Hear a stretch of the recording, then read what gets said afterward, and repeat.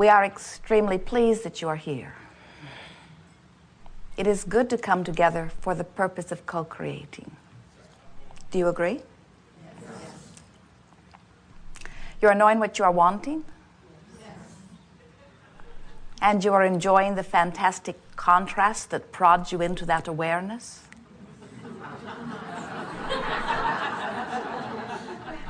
Oh, especially that. You are remembering that you are leading edge creators. You are feeling the importance of your perspective. We want you to. As you are here on the leading edge, with all of the variety of perspectives that you hold, you literally summon Source forward. And in the process of your contrasting, comparative, evaluating, focusing is the best word, experience, you literally summon Source. Do you know that? In your physical format, you have an expression that you often say or hear, which says, ask and it is given. But there are few of you who really understand the full meaning of that. A fuller meaning than you may realize is every small preference or every loud cry, every wish for everything is answered. You can't even hint at a desire that all that is does not move circumstances and events in heaven and earth in order to accommodate you. And sometimes when our physical friends hear us say that, they say, Abraham, what planet are you focused on? Because there are so many things that I've wanted, or those around me have wanted, that do not appear to be being answered. So many requests that seem unanswered. How can you say, ask and it is given? And we say, because when you ask, it is given. You may not be letting in what you are asking for, but it is being given. And then you say, that makes no sense to me. Why would I, of all people, who wants this more than life itself, not let in what I'm asking for? And we say, it is because this is a vibrational universe and you do not understand your own vibrational nature. If you have desires that are not being fulfilled, it can only be for one reason. You are not a vibrational match to your own desire. Well, that's easier to understand, isn't it? Because when you are standing in the pain of sickness, or in the discomfort of not enough money, or in the heartbreak of a failed relationship, you cannot possibly be a vibrational match to what you're asking for.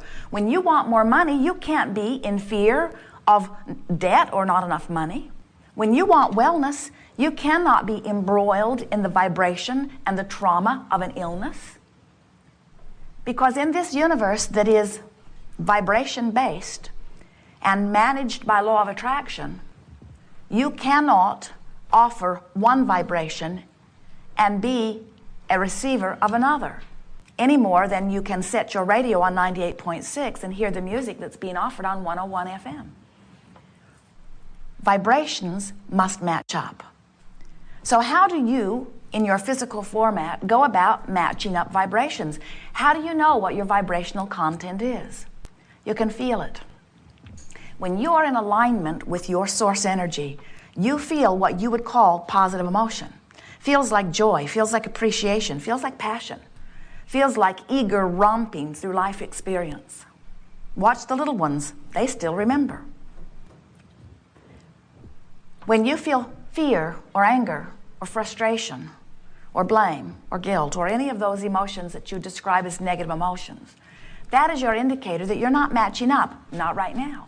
It doesn't mean you're failing. It doesn't mean you are inappropriate. It doesn't mean you're wrong. It means you're not a vibrational match to what you're asking for. So how does this happen? How does it happen that people, person, you, could be a mismatch to wellness? Well, you could be talking about illness. You could be gathering statistics about it. You could be focusing on those who are sick. You could be looking at your own physical condition. So how do you go about offering a vibration that matches what you want? You do it by thinking about what you want, by talking about what you want, by pretending that you already have it, by imagining that it is done. But sometimes the trouble with that, if you really, really, really want something, is when you think about this thing that you want, what really happens is that you activate the vibration right where you are. So instead of moving closer to what you are wanting, you just aggravate where you are. So then you say, well, I'll try harder. But that only aggravates it more. And so then we say to you, you got to come to terms with what your dominant vibrations are. You've learned them over a period of time. Some call them beliefs. Some call them core beliefs. That makes them sound really unchangeable. We prefer to call them dominant vibrations, and we even prefer to explain that the reason that a vibration is dominant is just because you've practiced it quite a bit. In other words, you've activated that thought on a pretty regular basis, and law of attraction is helping you out by now bringing you more thoughts that are like the thought that you keep activating until pretty soon that's just the easiest way for you to go. Not because you want to, not because it's the best thing for you, not even because it feels good, but just because that's what you've been doing. So when we ask you, of these choices, which feels more like you? In this set of dominant beliefs, when you think of money or abundance, financial abundance, does it feel like freedom and adventure to you, or does it feel like struggle? Does the subject of money feel like elation or fear?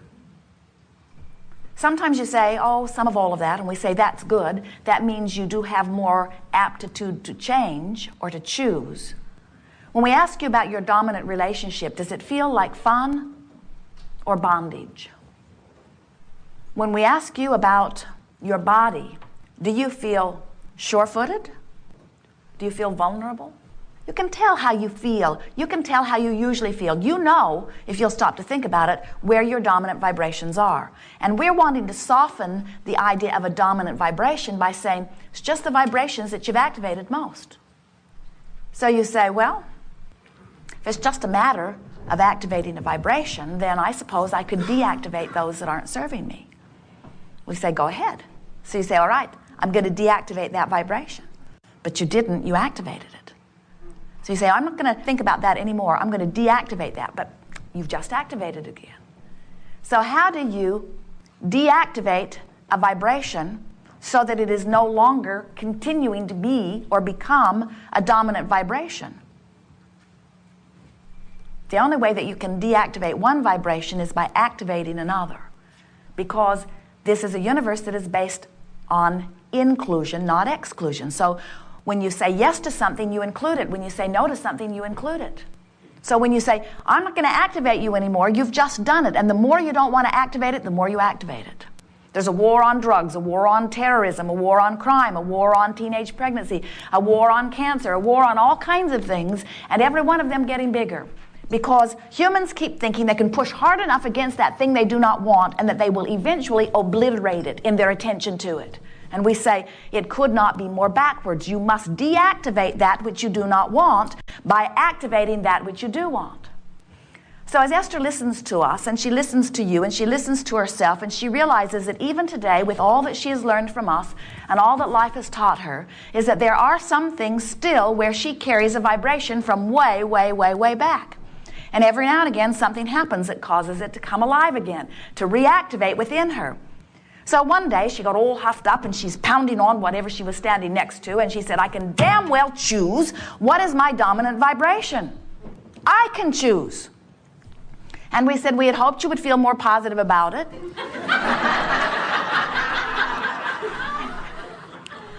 But step one is good too. Because you do have to reach this place where you decide you're going to choose. And when you decide you're going to choose, what that means is you're going to start directing your thought. You are going to start setting vibrations in motion.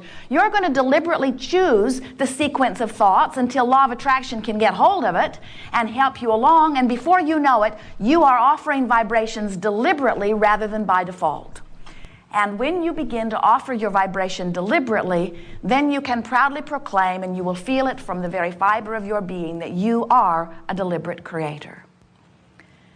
It turns out that what deliberate creating really is allowing the well-being that is natural to you. But it's not the easiest thing in the world to allow the well-being that is natural to you when you're already standing in the middle of something that you don't want, because almost all of you give most of your vibrational offering in response to something that you're observing. So if you're standing in the middle of something that pleases you, then you're offering a vibration that matches it and you're attracting more like it. But if you're standing in the middle of something that doesn't please you, then you're offering a vibration that matches it and you're attracting more like it. What we notice as we watch so many of you is that you are living very good lives. The basis of your expectation is really in a very good place. Look at how you live. There is so much more that is working in the way you want it to than is not. But as you are here in this leading edge forum, really wanting to be the creator of your own experience, we are here to help you fine-tune. Because from our perspective, there is no reason ever that you should live anything other than that which you are choosing to live. We just want you to know what you are choosing and how you are choosing it. We want you to know that everything that is manifesting in your experience, every emotion that you feel, you are choosing. Sometimes it doesn't feel like it, you say, and we say, well, that is only because you are not choosing enough on purpose to recognize when you are not choosing on purpose. In other words, if you are just giving your attention to whatever is out there, there's a lot of things out there. There are pleasing things and not pleasing things. So in order to help you sort of sort that out, we have some questions for you. And we would like you to choose. You can speak out loud if you want to. It doesn't matter if you do. We would like you to choose of these two choices, which feels more like you. Do you choose truth or not truth? Do you choose feeling good or feeling bad? Do you choose truth or feeling good? We hear your words. We read your vibration. It's a mind twister, isn't it? Because you never really thought about it in that way. You've been trained to tell the truth. And you want to feel good. But when it comes right down to it, and your choice is to tell it like it is, or to tell it in a way that would feel better, almost without exception, you feel mandated to tell it like it is. And what we're wanting to help you to realize is that if you keep looking at what is and offering a vibration in response to what is, nothing can change for you because the universe is responding to your vibration. So if you observe and then vibrate and then receive in response to your vibration, you do not have control. You have to offer a vibration because you choose to offer a vibration, not because there is some fact or evidence. And the thing that we really want you to hear, this is the part that is most interesting to us as we observe you. We know that every single fact or every single truth or every single evidence or manifestation that every single one of you is living is as a result of your attention to the subject. So there is no reality that is separated from your attention to it. So why do you let someone's attention to something that you don't want, which created some reality that you don't want, that became some truth that has nothing to do with you, why do you let that then be the thing that you think you should give your attention to? That's like saying, I should think the thought that I don't want to think, that makes me feel the way I don't want to feel, that will give me the manifestation that I don't want to manifest because somebody else did. And we say, what has that got to do with you? And you say, well, it's true. And we say, there are a lot of things that are true that you do want, and there are a lot of things that are true that you don't want. Don't you think it's time you began to choose which of those you offer a vibration about? We do.